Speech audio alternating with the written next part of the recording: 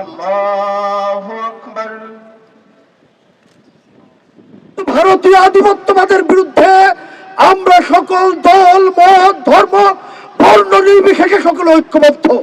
এটাই হবে আজকে এই শহীদ আব্দুল হাদীর জানাজা থেকে আমাদের মুর্শিদ। আমরা মোটামুটি হতাশ হয়েছি বলা যায়, এবং হতাশার লেভেলটা অনেক বেশি। হাদি ছিলেন ফ্যাসিস্ট হাসিনার বিরুদ্ধে জুলাই আন্দোলনে একজন সম্মুখ সারির যোদ্ধা।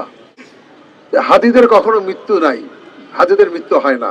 হাদিরা বেঁচে থাকে, বাংলাদেশ যতদিন থাকবে হাদিরা বেঁচে থাকবে।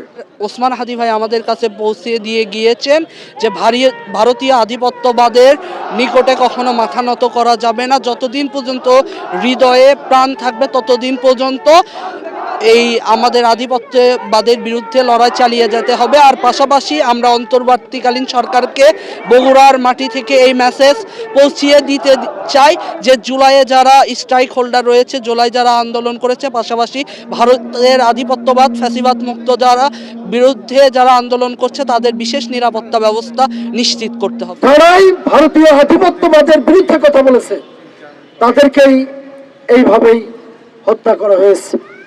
আপনারা দেখেন আবরার ফাহাদ, তার কি অপরাধ ছিল? সেও একজন ভালো ছাত্র, মেধাবী ছাত্র, বুয়েটের ছাত্র, মানে কি সমাজের বাছাই করে একবারে ক্রিম বলা হয় যাকে।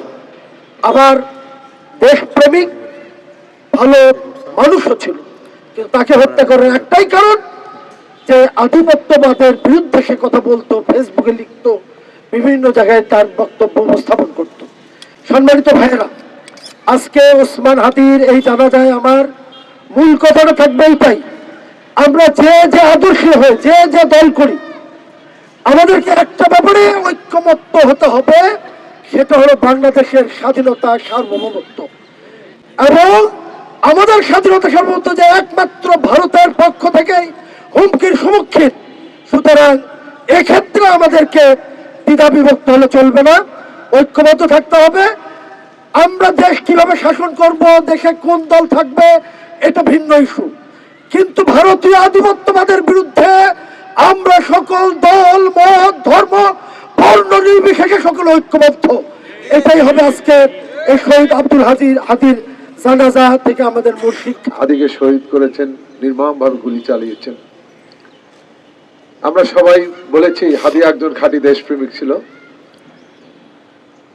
হাদি এদেশের মানুষের মুক্তির লক্ষ্যে, এদেশের মানুষের গণতন্ত্র ফিরিয়ে দেওয়ার লক্ষ্যে সবসময় কাজ করেছেন। হাদি ছিলেন ফ্যাসিস্ট হাসিনার বিরুদ্ধে জুলাই আন্দোলনে একজন সম্মুখ সারির যোদ্ধা। তিনি তার নিজের জীবনকে তখনই বলেছেন বিভিন্ন সাক্ষাৎকারে, আমার জীবন দিতে চাই, ফ্যাসিস্টকে মুক্ত করতে চাই।